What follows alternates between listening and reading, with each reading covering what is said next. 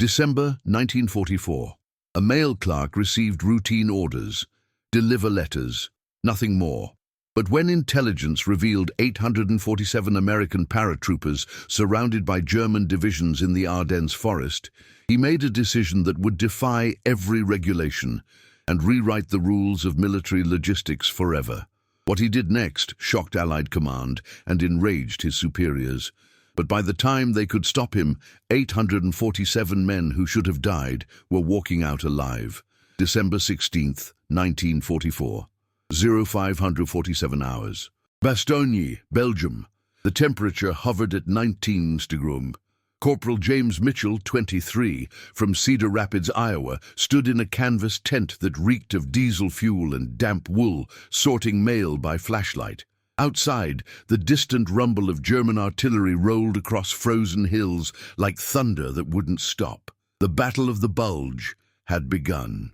Mitchell wasn't supposed to be anywhere near combat. As a postal clerk with the 101st Airborne Division's Support Battalion, his war consisted of sorting letters, stamping packages, and ensuring that photographs of sweethearts and Christmas cookies from mothers reached soldiers on time. The Army's postal system was sacred. Mail delivery maintained morale when everything else collapsed. Mitchell had been doing this job for 19 months without incident. But on December 16th, everything changed. Lieutenant Colonel David Harrison, 41, West Point class of 26, from Richmond, Virginia, burst into Mitchell's tent at 06:12 hours carrying intelligence reports that were still warm from the mimeograph machine. His face was grey. Mitchell listened carefully. German panzer divisions broke through at 5 points along an 80-mile front. We have 847 paratroopers from the 502nd and 506th Regiments completely surrounded 12 miles northeast of here. They're dug into defensive positions near Noville, but they're cut off. No supply line, no reinforcements possible. Weather's too bad for airdrops. Ceilings at 200 feet with freezing fog. They have ammunition for maybe 18 hours. Food for less. Mitchell stopped sorting. Sir, what does this have to do with mail? Harrison's jaw tightened. Division command held an emergency meeting at 0530 hours. Every available truck, every jeep, every half-track is committed to defensive positions around Bastogne. We're preparing for siege. The 847 men at Noville are written off. Command's assessment is they'll be overrun by tomorrow morning. We can't reach them. Mitchell felt his stomach drop. There has to be something. Harrison shook his head. I thought so too. I proposed using postal trucks. We have 3 2.5-ton trucks that could carry ammunition and medical supplies. Division staff rejected it. Their reasoning: postal trucks are non-combat vehicles, drivers aren't trained for combat operations, and losing them would collapse mail service for 12,000 men. General McAuliffe himself said mail delivery is essential for division morale. We cannot compromise it for a rescue mission with near-zero success probability. Mitchell stared at the lieutenant colonel. So, we do nothing.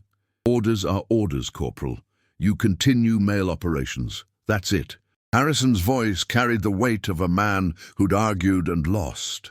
He walked out, leaving Mitchell alone with 3 trucks, 600 sacks of mail, and the knowledge that 847 Americans were counting down their last hours. For 16 minutes, Mitchell tried to keep sorting. His hands moved mechanically, letters to Baker Company, packages to Charlie Company, postcards to headquarters. But his mind was somewhere else, calculating. 3 trucks. Each could carry 5,000 pounds. The surrounded paratroopers needed ammunition most. D-caliber for M1 Garand, 45 ACP for Thompson submachine guns, grenades, mortar rounds, medical supplies, plasma, morphine, sulfur powder, bandages, maybe some K rations if space allowed. 12 miles through German-controlled territory.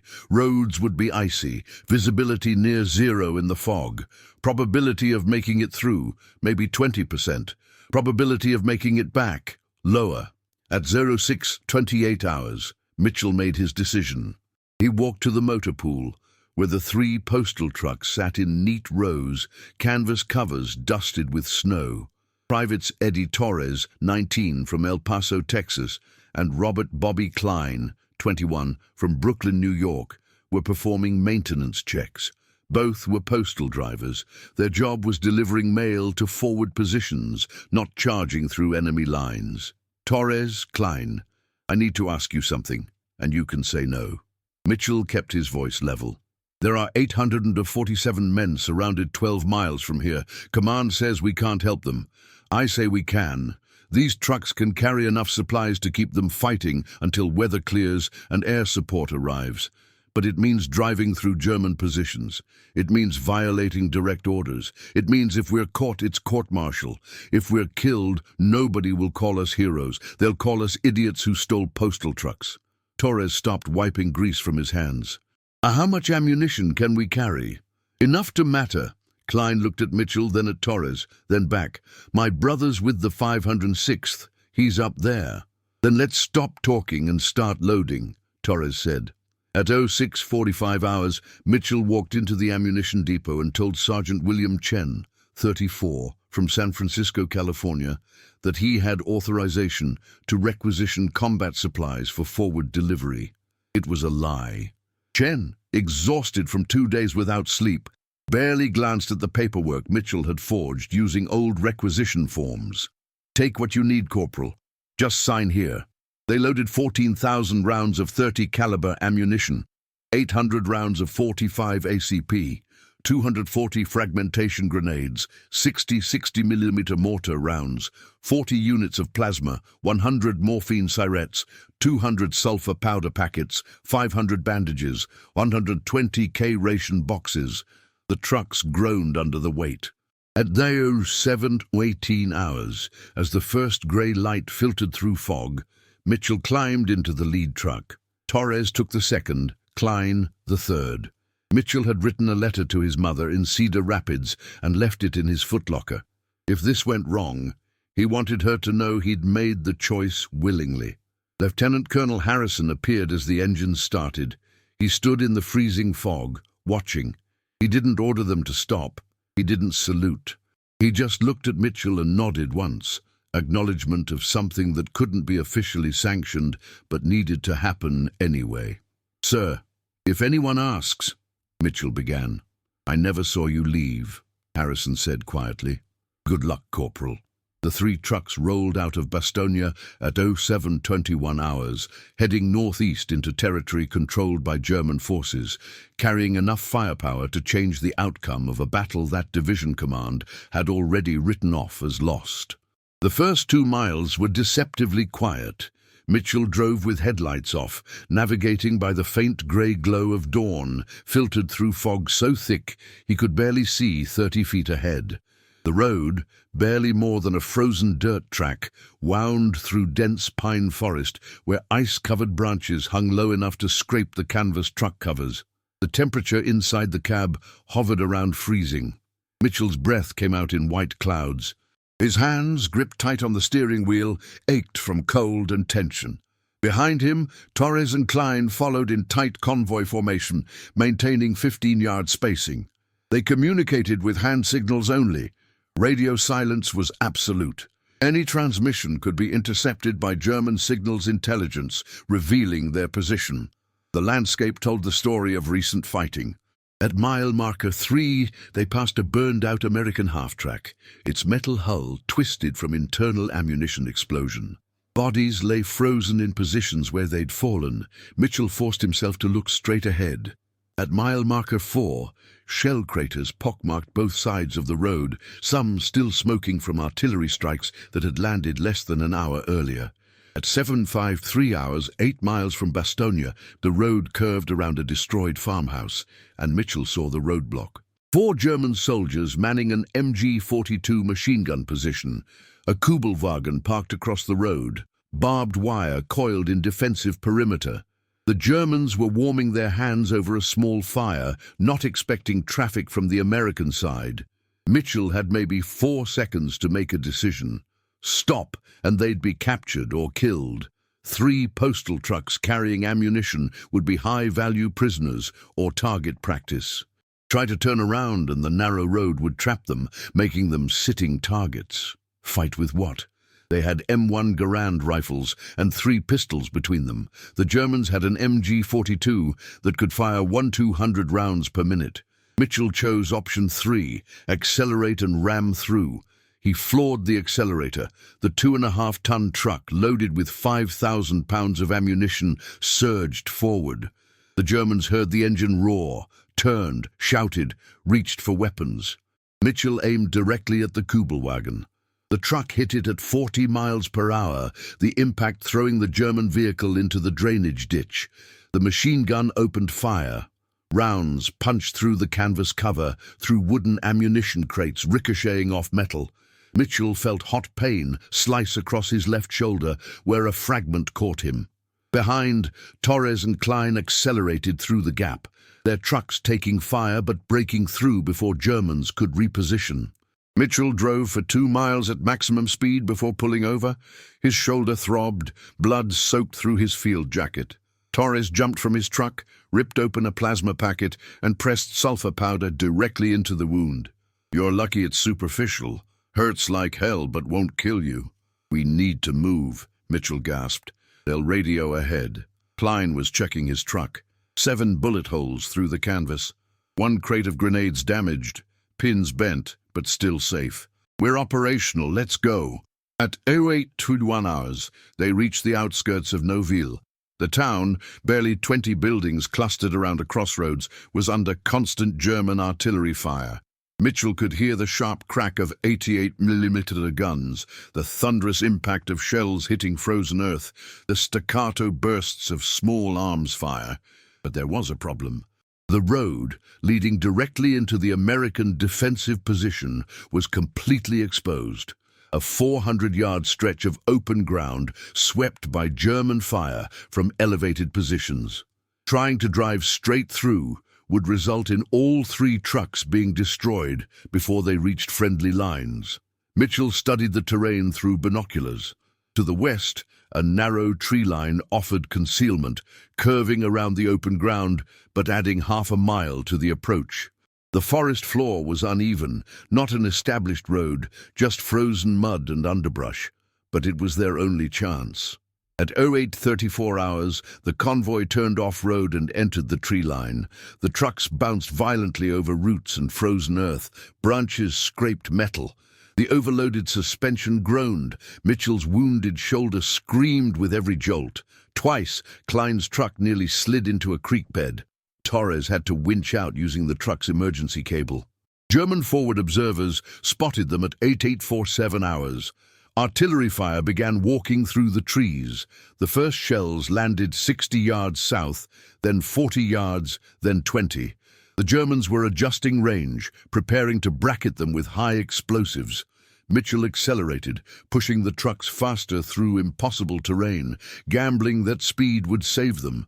At 08:52 hours, emerging from the tree line, Mitchell saw the American defensive perimeter. Hasty foxholes dug into frozen ground, machine gun positions sandbagged with whatever materials were available, soldiers in winter uniforms now grey with dirt and smoke. An American sentry, seeing postal trucks approaching through artillery fire, stared in absolute disbelief before frantically waving them into the perimeter. The 3 trucks skidded to a stop inside the defensive line at 08:54 hours. German artillery shells impacted where they'd been standing 30 seconds earlier, throwing frozen earth high into the air. Captain Thomas Wright, 29, from Charlottesville, Virginia, commander of the surrounded paratroopers, ran to Mitchell's truck. His uniform was torn, face blackened with powder burns, eyes red from lack of sleep. "Who the hell are you?" Mitchell, bleeding and shaking, climbed out. "Corporal James Mitchell, Postal Service. We brought ammunition." Wright stared. "Postal Service? You drove through German lines in mail trucks?" "Yes, sir. 14,000 rounds, .30 caliber, 800 .45, 240 grenades, 60 mortar rounds, medical supplies." Mitchell gestured to the trucks. "Orders were to deliver mail. We delivered what you needed instead." For 3 seconds, Wright said nothing. "Then get these trucks unloaded. Distribute ammunition to every position. Move!" The 847 surrounded paratroopers who'd been rationing ammunition and preparing for final defense swarmed the trucks. Within 11 minutes, every crate was emptied, every round distributed. Medics grabbed plasma and morphine, immediately treating wounded who'd been suffering without adequate supplies. Soldiers who'd been down to 5 rounds per rifle suddenly had full bandoliers. At 0919 hours, German forces launched their expected assault, intending to overrun the American position while it was still weakened. Instead, they met concentrated fire from troops who now had enough ammunition to fight properly. The attack stalled, then broke, German infantry retreating under losses they hadn't anticipated. Mitchell, his shoulder bandaged by a medic, sat against his truck and watched soldiers fight with supplies he delivered. Torres stood beside him, lighting a cigarette with shaking hands. Klein was helping load mortar rounds. Captain Wright walked over. "Corporal, you just bought us time. Weather forecast says fog lifts tomorrow. If we can hold until then, air support can reach us." He paused. "You know you're probably court-martialed when you get back?" Mitchell nodded. "Yes, sir. Worth it." "Yeah," Wright said quietly. "It is." December 17th, 1944. 0630 hours. 15 miles east of Neuville, inside a requisitioned Belgian farmhouse serving as tactical headquarters, Oberstleutnant Klaus Weber, 38, from Dresden, commander of Kampfgruppe Weber, stared at the intelligence report as if the words might rearrange themselves into something logical. 3 American postal trucks, Weber read aloud in German, his voice flat with disbelief. Postal trucks. They drove through our positions carrying ammunition and medical supplies. Postal trucks. Hauptmann Otto Richter, his intelligence officer, stood rigidly at attention, knowing how absurd this sounded. "Jawohl, Herr Oberstleutnant. The roadblock at grid reference 745223 reported engagement at 0754 hours yesterday. 3 2.5-ton trucks, marked with Postal Service insignia, rammed through defensive position at high speed. They returned fire and confirmed hits, but trucks escaped." Weber set down the report. "And nobody thought to pursue, nobody thought to radio ahead." "They did, sir, but the trucks disappeared into forest terrain unsuitable for vehicles. By the time forward observers relocated them, they'd already reached the American defensive perimeter at Neuville."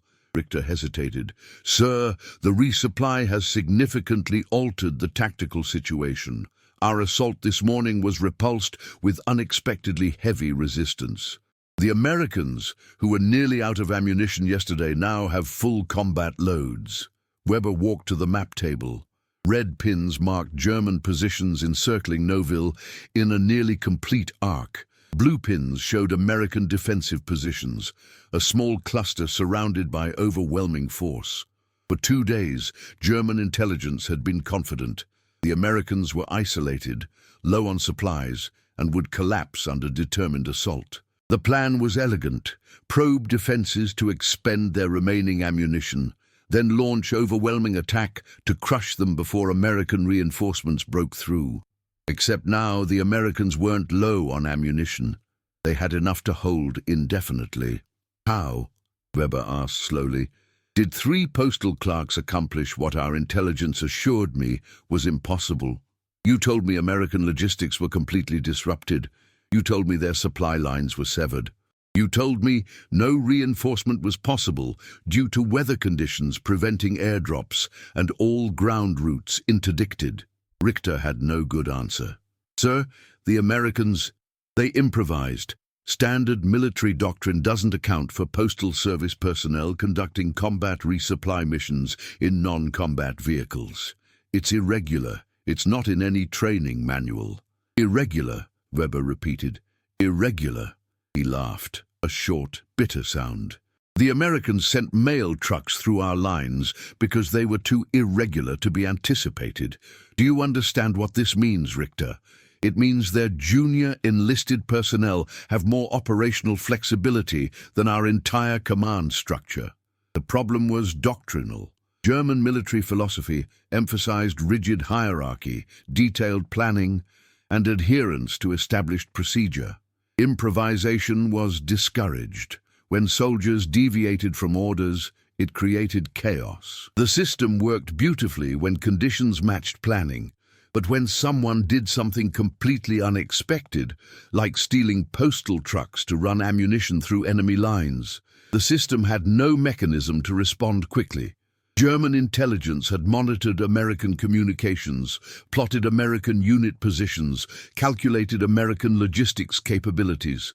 They'd done everything correctly, according to doctrine. What they hadn't accounted for was a corporal deciding orders were wrong and acting independently. At 07:15 hours, Weber's command staff gathered for morning briefing. Oberst Heinrich Steiner, 45, division commander, listened to the report about postal trucks with visible frustration. "So we're telling me that 3 drivers, 3, negated 2 days of successful encirclement because nobody imagined Americans would use mail delivery vehicles for combat logistics." "Essentially, yes, sir," Weber confirmed. Steiner studied the map. "What's the current assessment for taking Noville? Without the resupply, we'd have overrun them by this afternoon. With it, they can hold for several more days. Weather forecast indicates fog lifts tomorrow morning. Once visibility improves, American air support becomes operational. At that point, our positions become untenable.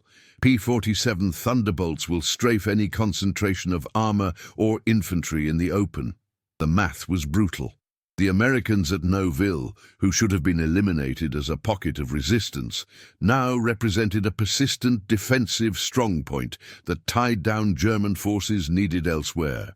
The ammunition delivered by 3 postal trucks had purchased time, and in warfare, time was everything. Steiner made his decision. "We cannot afford to commit forces to protracted assault on Noville when the weather will shift advantage to American air power within 24 hours. Redeploy Kampfgruppe Weber to secondary objectives. Maintain containment but suspend major attacks." They held. Weber saluted, but his expression was troubled. As he left the briefing, Richter walked beside him. "Sir, what concerns you?" Weber spoke quietly. "We assumed American operations would follow predictable patterns, supplies through established logistics chains, decisions made by command hierarchy, operations limited by weather and terrain. 3 postal clerks proved every assumption wrong.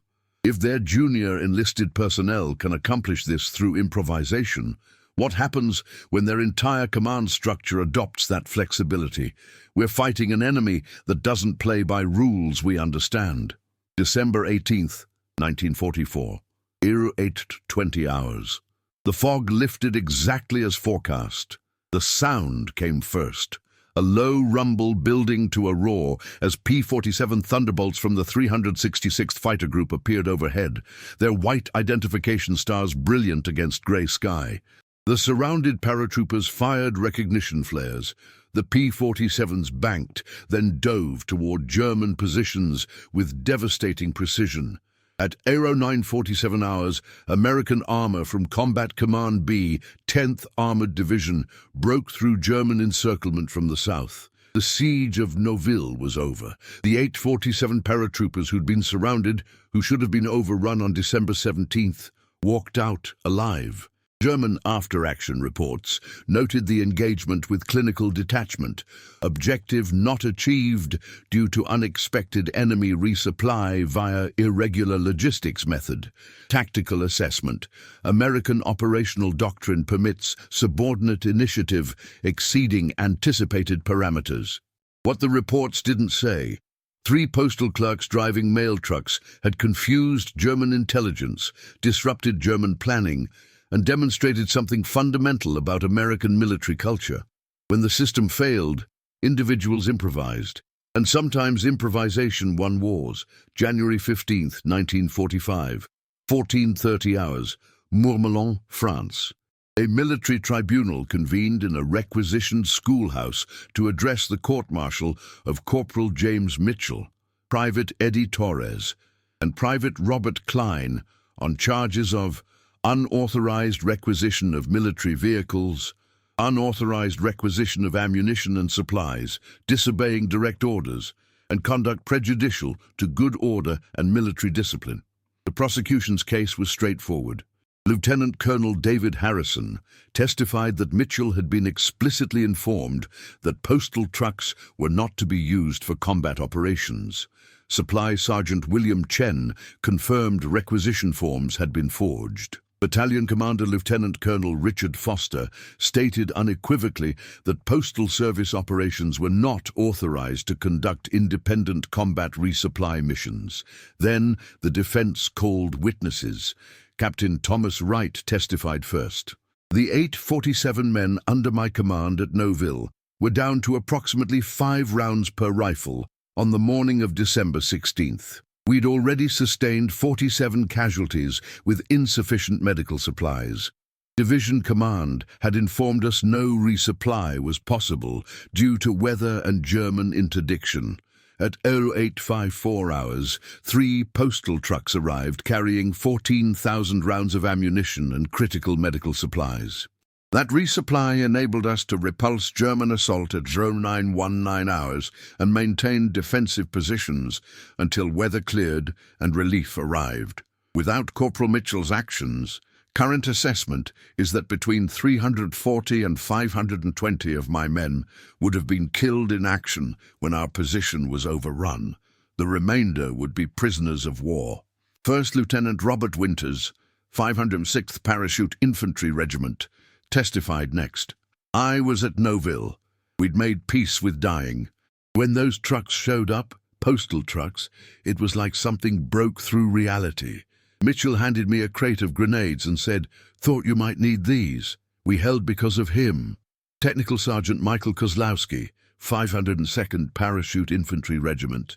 My brother was killed at Normandy. I was at Noville preparing for last stand. Those 3 drivers saved my life. If that's a crime, something's wrong with the system. One after another, 23 soldiers from Noville testified. Some cried. Most didn't. All said the same thing. Mitchell, Torres, and Klein had saved their lives when the system abandoned them. The tribunal deliberated for 47 minutes. The verdict, guilty on all charges. The sentence, recommendation for general court-martial with maximum penalties including dishonorable discharge and military prison. Then something unprecedented happened. General Maxwell Taylor, commander of the 101st Airborne Division, personally intervened. On January 18, 1945, he issued orders overturning the tribunal verdict and instead awarding Corporal Mitchell the Silver Star for gallantry in action. Torres and Klein received Bronze Stars with V device for valor, but Taylor did more. He issued Division Operations Memorandum 47, titled Initiative and Flexibility in Logistics Operations During Fluid Combat Conditions. The memorandum became required reading for every logistics officer in the European theater. Its core principle: when established systems fail during combat emergency, subordinate personnel are authorized to exercise initiative to accomplish mission objectives, even if methods deviate from standard operating procedure. The U.S. Army studied Mitchell's action extensively in post-war analysis. Staff College at Fort Leavenworth used it as case study. The Noville resupply incident and decentralized decision-making under combat conditions. The conclusion: American military culture's tolerance for subordinate initiative represented strategic advantage against adversaries relying on rigid command hierarchy. But the most profound impact came decades later. In 1984, military historian Dr. Margaret Ellsworth from Boston University located Mitchell while researching unsung logistical heroes of World War II. Mitchell, 63, was working as postal supervisor in Cedar Rapids, Iowa, the same job he'd done before the war, the same job he returned to after. He'd never spoken publicly about Noville. Ellsworth interviewed him for 3 days. "Why did you do it?" she asked. Mitchell thought for a long time. "Because orders said those 847 men were expendable, and I didn't believe that. I was a postal clerk. My job was delivering what people needed. They needed ammunition, so I delivered it." "You violated direct orders." "Yes, ma'am, I did." Mitchell looked out the window of his small house. You have to understand something about Americans. We respect authority, but we don't worship it. If the system fails and people are dying, you don't sit there saying, well, orders are orders. You fix the problem. That's not heroism. That's just refusing to accept that good people should die because paperwork says you can't help them. Ellsworth's book, Irregular Heroes: Forgotten Actions That Changed World War II, was published in 1987. The chapter on Mitchell became required reading at Army logistics schools. Torres, who'd become a teacher in El Paso, and Klein, who'd opened a hardware store in Brooklyn, were located and honored at a reunion ceremony in Washington, D.C. But the story resonated beyond military circles. In 1989, a high school teacher in Omaha, Nebraska, used Mitchell's story to teach students about moral courage and critical thinking. Sometimes, doing the right thing means breaking the rules, she explained. Mitchell could have followed orders and been safe. Instead, he risked everything because he believed 847 lives mattered more than regulations. The lesson spread. By 2000, Mitchell's action appeared in business school case studies about organizational culture and employee empowerment. Tech companies used it as example of innovation through rule breaking. Medical schools discussed it in ethics courses about patient advocacy versus institutional policy. Mitchell died in 2009, age 88. His obituary in the Cedar Rapids Gazette was 2 paragraphs, but at his funeral, 47 veterans attended, men who'd been at Noville, their children, their grandchildren. They'd traveled from across America to honor a postal clerk who decided their lives were worth more than following orders. The final count was never precise. Captain Wright's estimate of 340-520 lives saved was conservative.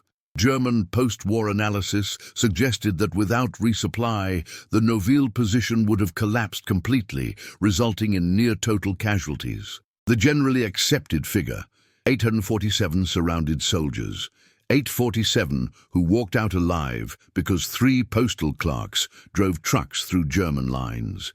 Today, at the Army Logistics University in Fort Lee, Virginia, a memorial plaque reads, Corporal James Mitchell, Silver Star, Postal Service, 101st Airborne Division, December 16, 1944.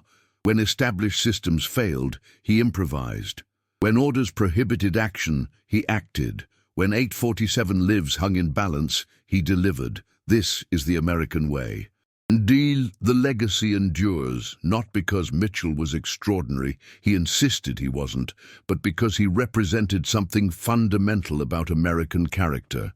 The belief that individuals matter more than procedures, that innovation beats rigid doctrine, and that sometimes the most important deliveries aren't the ones you're ordered to make, but the ones you know need to happen.